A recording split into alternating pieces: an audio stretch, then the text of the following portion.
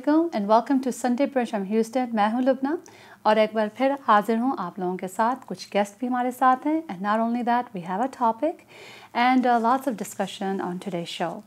आपको नंबर देना था यहाँ का. It is 855-886-6387 extension 4 and this number is so you can call and if you want to get in contact with these guests here. And not only that, if you want to give your feedback, any opinion, anything you want to say, because TV1 does consider your opinion, anything you want to see, and if you want to be a guest on the show. So thank you so much for starting your afternoons off with Sunday Brunch from Houston.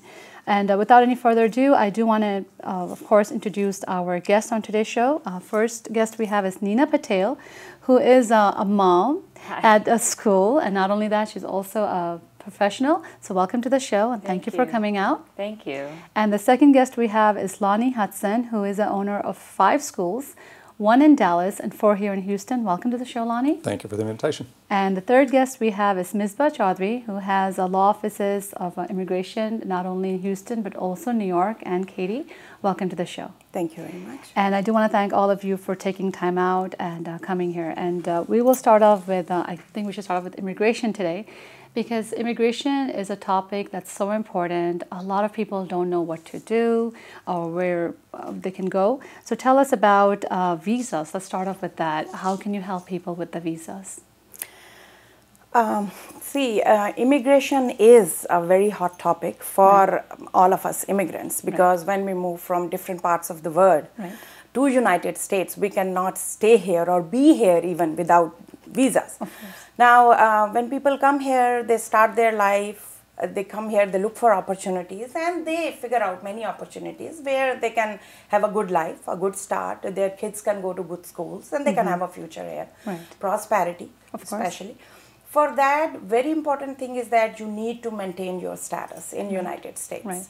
Maintaining status means that you should always be having on some kind of visa. It's not that oh, initially we came on a visit visa and then you know what, after 6 months there was a 6 months validity entry to United States and then after that we are living here after 6 years and we don't know what we did with us. So this is a very, very scary situation. It's a country of opportunities. People can come here, have their dreams come true, but the rules and regulations are very strict and that makes this nation a great nation. When you come here and you are planning to stay here, I always stress on this, that always stay in status. And that's not for so a single day you should be out of status. There's so many kind of visas, so many kind of opportunities depending on your experience, on your education, on your family ties that makes you eligible for different kind of visas. Of course, and that's very important. And you know, even with the immigration reform, which I think everyone is waiting for, what can you tell us about that? I mean, of course, everybody knows about immigration reform, but when it comes into act, how can we find out about it? How can people know about that?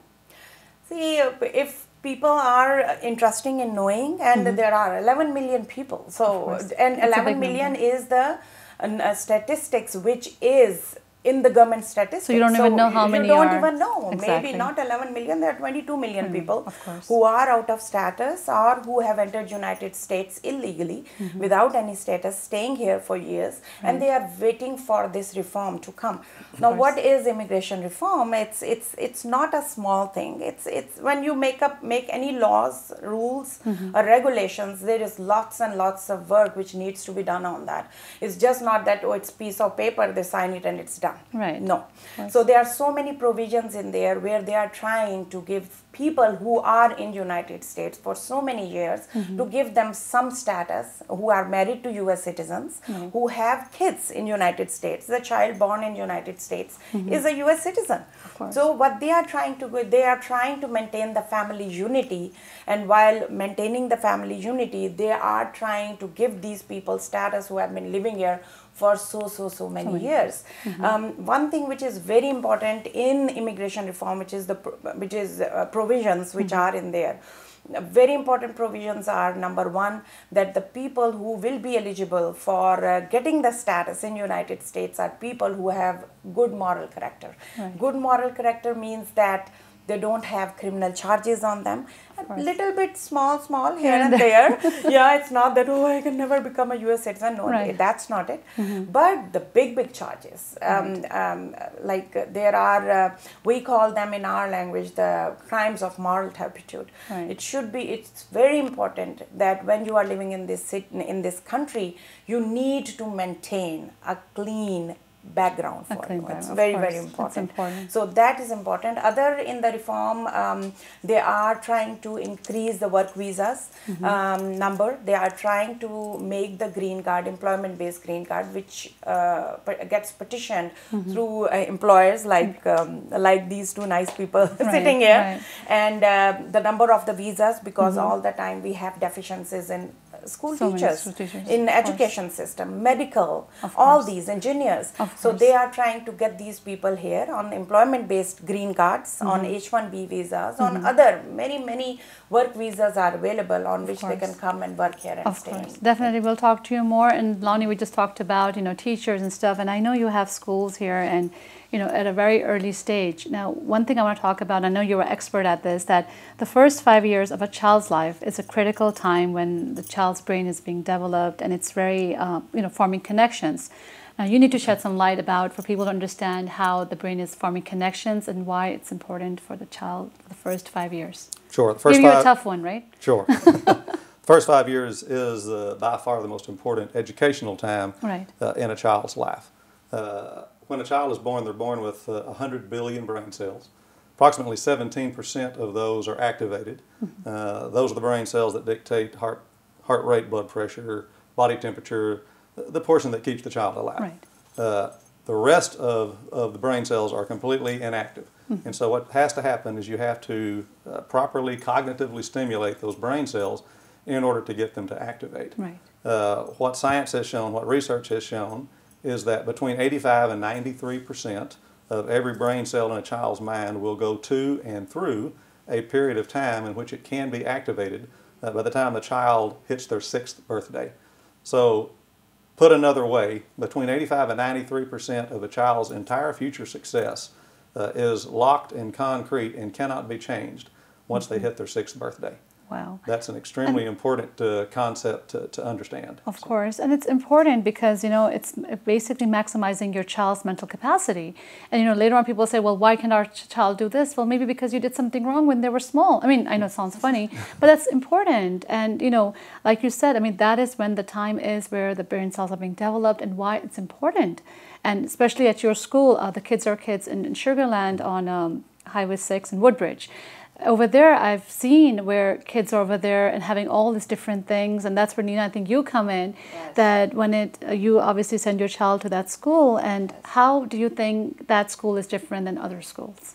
Well, I was always down. I'm a Desi mom, and so I had my children. I have 2 boys and a daughter, and I had my children in the Montessori and private school, path.